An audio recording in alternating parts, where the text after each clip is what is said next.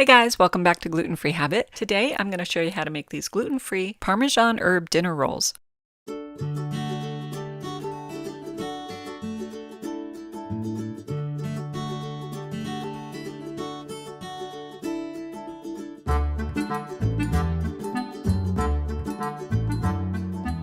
So before we get started, I'm excited to announce that I have a new website, GlutenFreeHabit.com. It's a great place to see all my recipes in one spot, and it'll be so much easier because now you can print the recipes right off the website. I hope you'll go over there and check things out.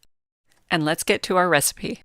Now, those of you who are familiar with my soft and fluffy dinner roll recipe will notice that this recipe is similar, but I did make some changes to the recipe to make these even bigger and fluffier. These Parmesan herb dinner rolls are great anytime, but I think they're a must-have for Christmas and Thanksgiving dinners. These have a delicious mild herb flavor, but you can definitely increase that if that's your preference. The full recipe can be found at glutenfreehabit.com, and always make sure your ingredients are gluten-free. And here's what you'll need.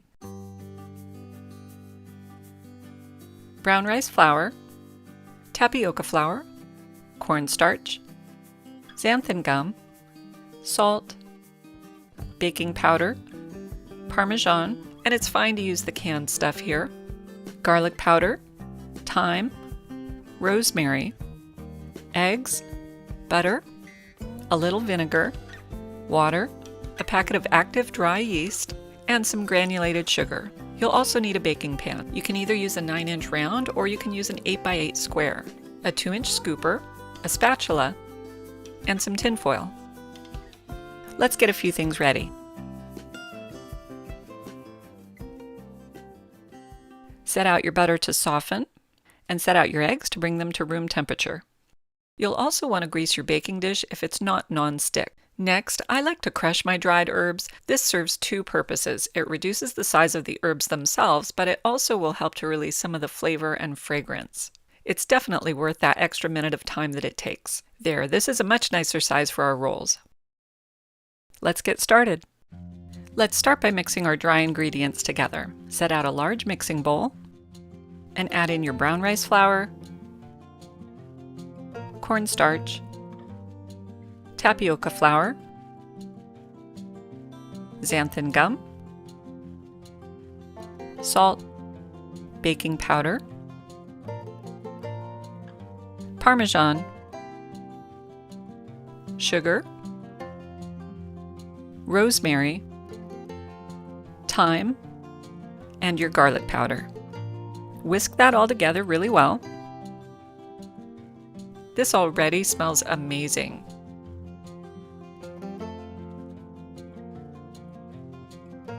And set it aside. Now let's proof the yeast. Set out your hot water and add to it a packet of yeast and 2 tablespoons of the sugar. By proofing the yeast, we want to make sure that the yeast is active and alive and ready to make our rolls rise. Now set it aside for about 5 minutes to proof. While we're waiting for the yeast to proof, let's work on our wet ingredients. In a medium-sized bowl, add in your eggs and egg yolk, softened butter, and the vinegar.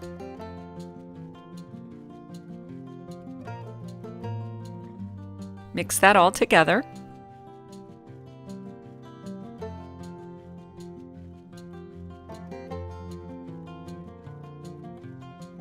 And now add this mixture to your dry mix. And mix again.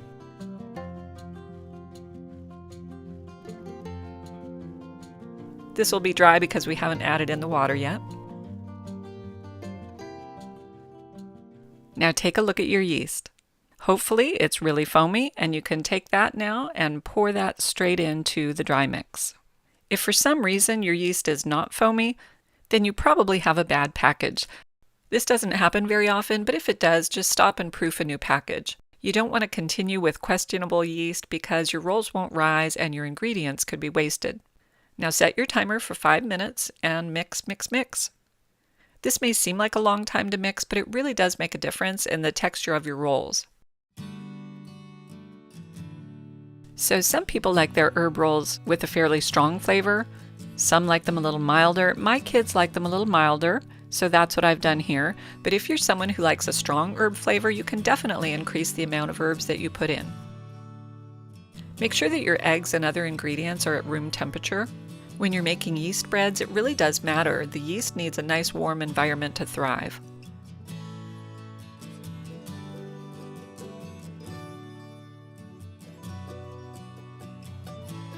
A couple times during the mixing, you might want to stop and scrape down the bowl with a rubber spatula. Sometimes when you're mixing the dough, it can tend to climb up the beaters a little bit. So what I like to do is just use the beater in a more up and down pattern, and that helps to avoid the problem.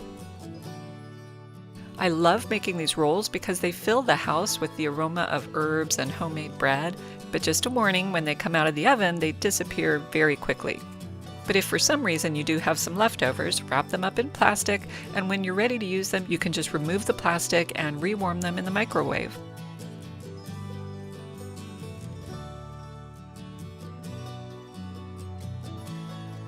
Okay, once you're done mixing, you can scoop out the dough. Using your large scooper, make 9 even mounds in your pan. Each scoop should be filled all the way. Do your best to try to keep the mounds a little bit separate from each other so you'll have distinctively individual rolls. This dough can be a little sticky, so to make this scooping easier, I very lightly greased my scooper with Crisco. It just helps the dough to release a little bit easier.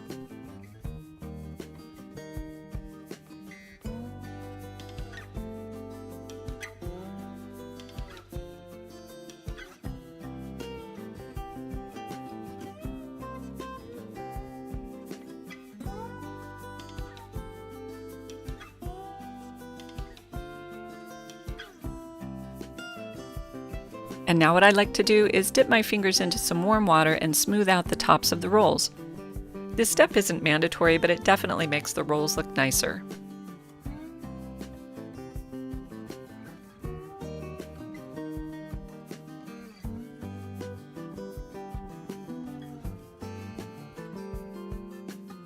Now cover them with plastic wrap and let them sit on a warm counter until they've just about doubled in size.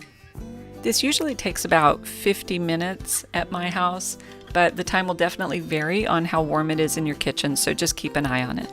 At some point during the rising process, you should preheat your oven to 375 degrees so that it's ready when your rolls are. When your rolls are done rising, gently remove the plastic wrap and bake them uncovered for the first 15 minutes.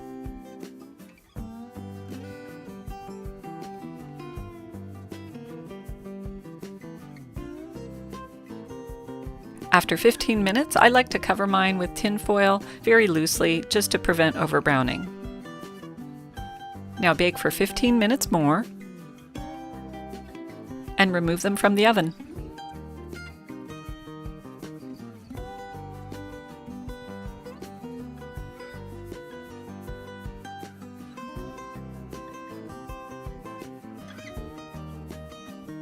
To serve these, you can either place the rolls on a plate as pull-apart rolls, or you can pre-slice them and put them into a bowl or basket. Now brush your rolls with some melted butter if you like. I highly recommend this.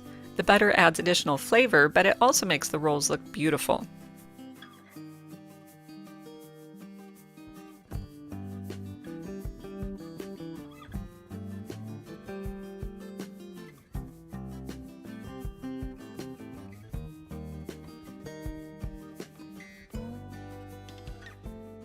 Now that my rolls have cooled a little bit, I want to give you a closer look at these. They're golden and light and fluffy, and look how beautifully they tear. Your family and friends will never guess that these are gluten-free. I hope you really enjoy these rolls. If this video has been helpful to you, please do me a favor and click the thumbs up down below. And I always love hearing from you guys, so feel free to say hi in the comment section and let me know what you think about the recipe. And a big thanks to everyone who subscribed already. I really appreciate you guys. And if you haven't subscribed yet, I hope you'll take a second to do that so you don't miss any of the new recipes. Thanks everyone. I'll see you all next time on Gluten Free Habit.